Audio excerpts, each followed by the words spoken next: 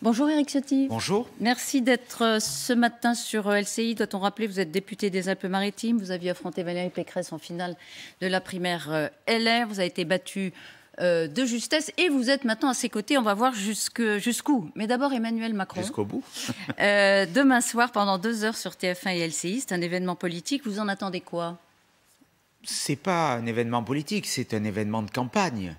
Et j'en attends une clarification parce que ce qui se passe est totalement ahurissant. Aujourd'hui, Emmanuel Macron utilise les institutions, que ce soit au plan européen ou au plan national, pour mener une campagne qui n'en porte pas le nom. Donc aujourd'hui, nous devons avoir une clarification. Son temps de parole doit être celui du candidat et pas du président de la République. C'est ce que nous avons demandé au CSA. Mais cette façon de s'inviter sur les médias, cette façon de livrer campagne avec tous les outils de l'État, de délivrer sa propagande, d'utiliser la présidence de l'Europe, dont la France va être dépositaire à partir du 1er janvier, pour faire un vecteur de campagne, c'est extraordinairement choquant. Et nous attendons aujourd'hui une clarification là-dessus. Oui, alors... D'abord, c'est une prérogative présidentielle. Bon, vous nous direz si vous voudriez que Valérie Pécresse, présidente, change des règles. Mais malgré tout, j'ai regardé Nicolas Sarkozy, 2012, 29 janvier 2012, président, pas encore candidat, qui s'invite avec Claire Chazal sur TF1 et Laurent Delahousse sur France 2. Je ne me rappelle pas que vous aviez à ce moment-là dit que c'était choquant. Là, on vient nous annoncer... manifestement. Vous êtes d'accord? Nicolas Sarkozy avait fait la même chose et sans doute... Nicolas Sarkozy répondait à des questions précises sur la situation du moment. Là, on vient nous annoncer une émission de bilan d'un quinquennat. Le bilan d'un quinquennat, c'est un acte de campagne électorale. Dresser le bilan de l'action de Nicolas Sarkozy pendant la crise, ce bilan, non, c'était différent. Là, on a un acte de propagande électorale, de basse propagande électorale. Est-ce que vous voudriez que Valérie Pécresse, à l'Élysée, candidate, eh bien, ma foi, s'interdise les 5 mois précédant la présidentielle de parler aux Français? D'abord, c'est le président qui parle aux Français. Merci déjà d'anticiper son élection à la présidence de la République. Vous la souhaitez? C'est important, je la souhaite et je me bats pour cela. Aujourd'hui, il y a... tous les leviers du pouvoir sont mobilisés par l'exécutif pour faire campagne de façon indécente. Et je le redis aussi, la façon dont la France prend la présidence de l'Europe aujourd'hui est une forme d'indécence. Je rappelle que le chancelier Schröder avait refusé en période électorale que l'Allemagne prenne la présidence du Conseil européen. Là, vous glissez sur la présidence. Oui, mais c'est pareil, ça veut dire, c'est assez révélateur, ça veut dire qu'on utilise des leviers institutionnels pour faire campagne. C'est ça qui est extrêmement choquant. Mais juste un mot, le temps de parole d'Emmanuel Macron, demain soir, sera évidemment décompté par le CSA. Comme tout le temps de parole du président. Dans le cadre de l'exécutif, il doit être décompté en tant que candidat. Mais Valérie Pécresse n'est pas décomptée en tant que candidate. Et ses adversaires ça commence le 1er doivent janvier. avoir une parité pour s'expliquer. Il n'est pas possible qu'il parle 2 heures de sa campagne électorale et que Valérie Pécresse, aujourd'hui, qui est sa principale adversaire, on lui donne 5 minutes. Ça, c'est pas acceptable. Oui, c'est pas acceptable en démocratie. On rappelle qu'on lui a donné beaucoup pendant les débats, beaucoup. En tout cas, il faut qu'elle ait la même émission. Il faut qu'elle ait la même émission. Je rappelle quand même que le temps de parole n'est pas encore décompté au titre de candidat, ni pour Valérie Pécresse, et a fortiori pour ceux qui ne le sont pas encore, par le CSA. Ce qui est sûr, c'est que Valérie Pécresse réserve surtout ses attaques au président Emmanuel Macron. C'est son seul adversaire aujourd'hui. Il n'y a pas de premier tour. C'est lui qu'il faut battre. C'est lui qu'il faut battre. Et mon objectif, moi je l'ai toujours dit dans la campagne du Congrès, l'objectif pour moi, si on veut que la France se redresse, si on veut que la France enraye son déclin, et ce déclin, il est de plus en plus manifeste sur tous les sujets, malgré la communication officielle, que ce soit au plan économique où les finances publiques sont dans un état déplorable, que ce soit au plan de la sécurité où la violence progresse, au plan des flux migratoires qui n'ont jamais été aussi élevés. Si on veut enrayer ce déclin, au plan identitaire où notre histoire est menacée, eh bien, il faut faire battre Emmanuel Macron. Oui, mais... Et qui peut battre Emmanuel Macron aujourd'hui? Il n'y a que Valérie Pécresse. D'ailleurs, elle a dit tous les autres débats n'ont pas de sens. Ce sera Macron ou nous, vous a-t-elle dit quand elle a réuni. Sûr, mais pardon, c'est qui nous? C'est qui nous? LR n'a pas désigné une candidate? Vous allez entrer à plusieurs à l'Élysée? C'est une famille. Vous serez avec elle, une famille politique, celle de la droite républicaine, celle qui est héritière du général de Gaulle, de Jacques Chirac, de Nicolas Sarkozy. C'est la famille. Nous étions réunis, je vous le rappelle, samedi, quand elle a dit nous. Je lui ai dit, ce sera Macron ou nous, elle n'a pas dit. C'était le Conseil national des Républicains. Voilà, donc il y a l'histoire d'une famille politique qui a apporté le meilleur à notre pays. Alors, on entend, je disais, surtout ces attaques sur Emmanuel Macron. Je vous repose la question, le Rassemblement national et Éric Zemmour ne sont pas des adversaires pour l'instant? Pas des adversaires de premier tour? Celui qui est président de la République, c'est Emmanuel Macron. Oui, mais qui a ce bilan... À moins que vous n'osiez pas égratigner la droite plus à droite que vous. C'est ça le sujet? Nous, on est dans notre couloir, avec un projet, avec des idées, avec l'histoire d'une famille politique. Nous sommes les dépositaires de valeurs qui sont, si on peut les résumer, celles du gaullisme, celles d'une France forte, fière, et nous allons le défendre. Oui, après, chacun mène campagne. Moi, je dis épargner le Rassemblement national et Éric Zemmour. Je dis aux Français, s'ils veulent battre Emmanuel Macron, il n'y a qu'une candidate à choisir, c'est Valérie Pécresse. Le Rassemblement national, le reste ne fera que favoriser ce dont rêve Emmanuel Macron. Vous le savez bien quand même. C'est pas à vous que je vais le dire. Depuis des mois, depuis des années, le rêve de M. Macron, qu'il a installé d'ailleurs, c'est le duel avec Mme Le Pen.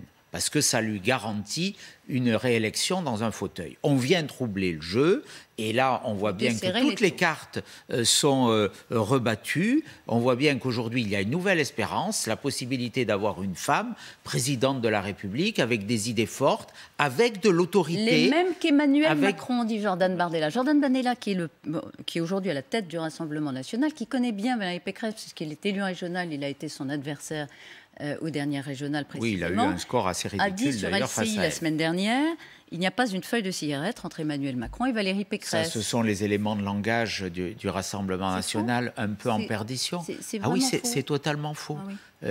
Vous regardez le programme, d'ailleurs, le programme de Valérie Pécresse dans la primaire, qui va désormais devenir celui de la candidate, qui va évoluer, qui va travailler aussi, c'était un programme à la fois de protection des Français, avec beaucoup d'autorité, et aussi un programme de liberté pour l'économie.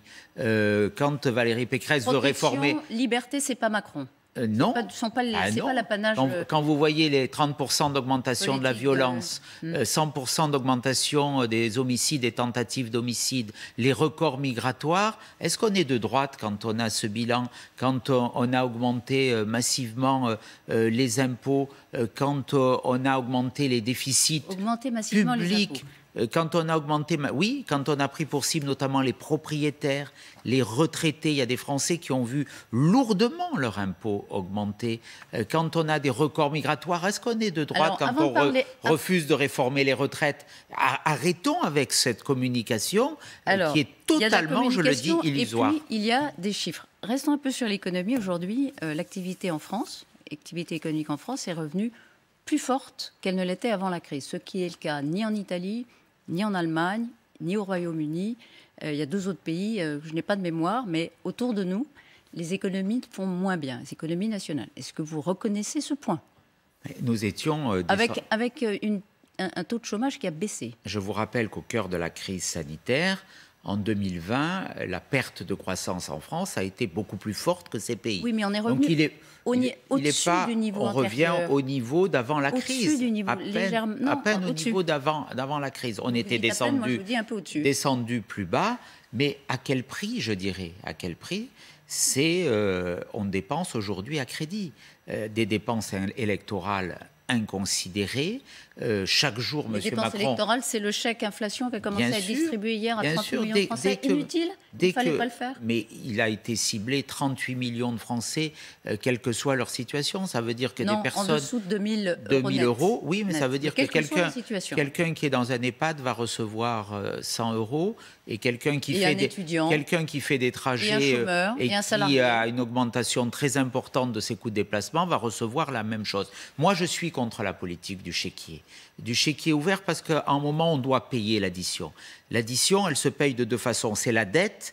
Hein, vous parliez des comparaisons avec les pays d'Europe. Aujourd'hui, on est juste derrière, on est au niveau de l'Espagne, juste derrière l'Italie et juste derrière la Grèce. 4e pays le plus mal classé en matière d'endettement, 3 000 milliards d'euros de dette dans ce budget. On a un déficit budgétaire considérable. Ça veut dire qu'on vit à crédit. On vit à crédit, bien sûr. Vous pourriez, dans chaque ménage, on peut se dire, on achète une belle voiture, on vit à crédit, mais à un moment, on est rattrapé par la patrouille. Alors, il faut payer l'addition. Et l'addition, demain, après la période électorale, si par malheur M. Macron devait être réélu, ça serait une hausse massive des impôts. Alors, on ne peut pas continuer à ce rythme. Vous voulez supprimer l'impôt sur les successions. C'était votre proposition. Absolument. Elle est reprise telle quelle par Valérie Pécresse, qui n'avait pas fait la même. Hein. On est en train d'y travailler. Elle a annoncé qu'elle reprendrait ma proposition. On aura une mesure... Telle quelle ? On va y travailler. On aura une mesure très forte dans le programme visant à favoriser les transmissions. Moi, je crois à la valeur de la transmission. La transmission du patrimoine, mais aussi la transmission de nos valeurs. Transmettre dans une famille qui a travaillé toute sa vie le produit de l'effort, du mérite, et le transmettre à ses enfants, c'est aussi garantir la pérennité d'une histoire personnelle, mais aussi nationale. Donc, on a compris parce que l'impôt sur les successions, il est confiscatoire. Et moi, je veux un plan de relance aussi qui permet des donations, notamment des grands-parents vers les petits-enfants.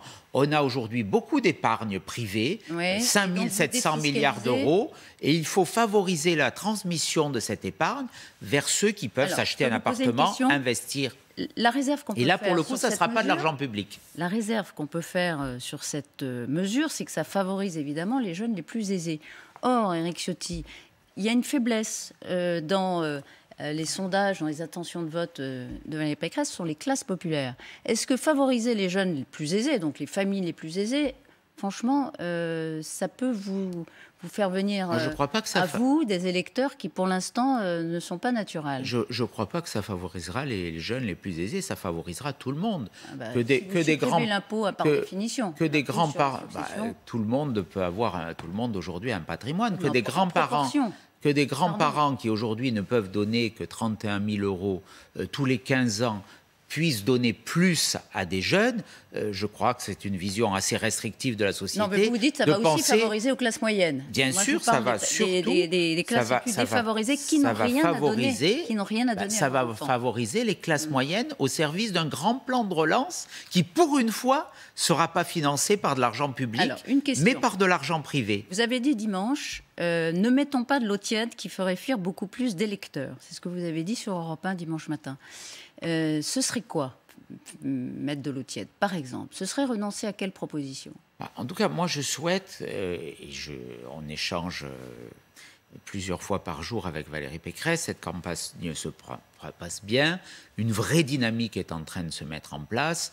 On voit bien aujourd'hui que dans toutes les enquêtes, Valérie Pécresse peut battre Emmanuel Macron, donc je pense qu'il faut qu'elle reste naturellement sur des sujets très forts, exprimer une autorité. C'est ce qui a fait notre succès à tous les deux, peut-être, dans le Congrès. Vous étiez favorable à un Guantanamo à la française, c'est-à-dire des mesures d'exception avec un centre de rétention dédié. C'est comme ça qu'elle a dit non. Bon, ça, par exemple, est-ce que c'est tiédir, pour reprendre votre mot, le programme de la candidate? Quelques mots là-dessus. Qu'est-ce que ça veut dire? Ça veut dire la rétention de sûreté pour les terroristes islamistes qui ont purgé leur peine et qui sortent de prison, mais qui pour autant demeurent dangereux. Donc dans le programme de Valérie Pécresse, il y a cette rétention de sûreté. Il y était au Congrès, moi j'ai déposé le texte à l'Assemblée nationale. Cette mesure, elle se fait sous le contrôle du juge, sous le contrôle judiciaire. Donc ça veut dire que sur le fond, on était d'accord. Il y a une différence. Il y a sans doute une différence. Elle fait du Ciotti sans l'assumer complètement. Il y a une différence de mots, puis après, vous aimez bien vous-même les mots. Non, puisque attendez, on vous a entendu dans les débats. Vous adressez à Valérie Pécresse en disant attention Valérie. Cette formule, elle a été un peu déformée, détournée. C'est la règle, c'est le jeu. Moi, je suis pour la rétention de sûreté. C'est le texte que j'ai déposé à l'Assemblée nationale, d'ailleurs avec des parlementaires qui soutenaient Valérie Pécresse.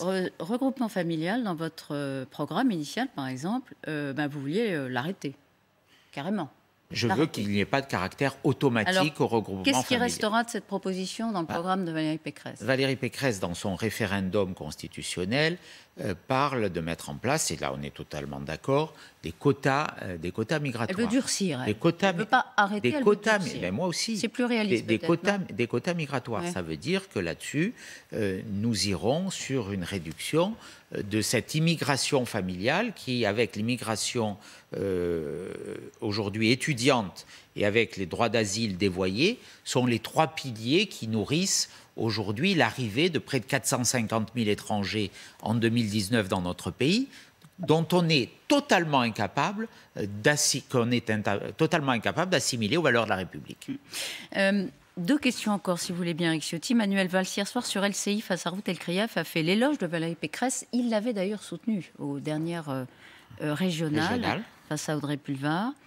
Je ne sais pas s'il vous aurait soutenu, mais il avait soutenu Valérie Pécresse. Il est très ferme, Manuel Valls, vous le connaissez, sur les valeurs républicaines. Absolument. Et sur la laïcité. Il a été très courageux, c'est une des rares voix à gauche. Est-ce que vous pourriez travailler avec Manuel Valls?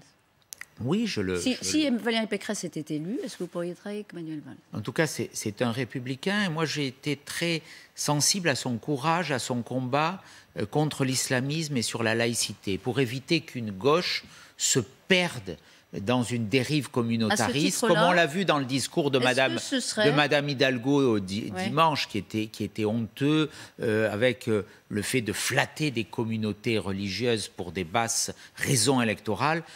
Manuel Valls a toujours été un républicain dans la continuité de Clémenceau, de cette, on connaît, il de était cette encore gauche très ferme sur ce laïque. sujet hier soir. Est-ce que vous pourriez travailler avec lui? La réponse est oui. Moi, je n'ai pas de difficulté à travailler avec Manuel Valls.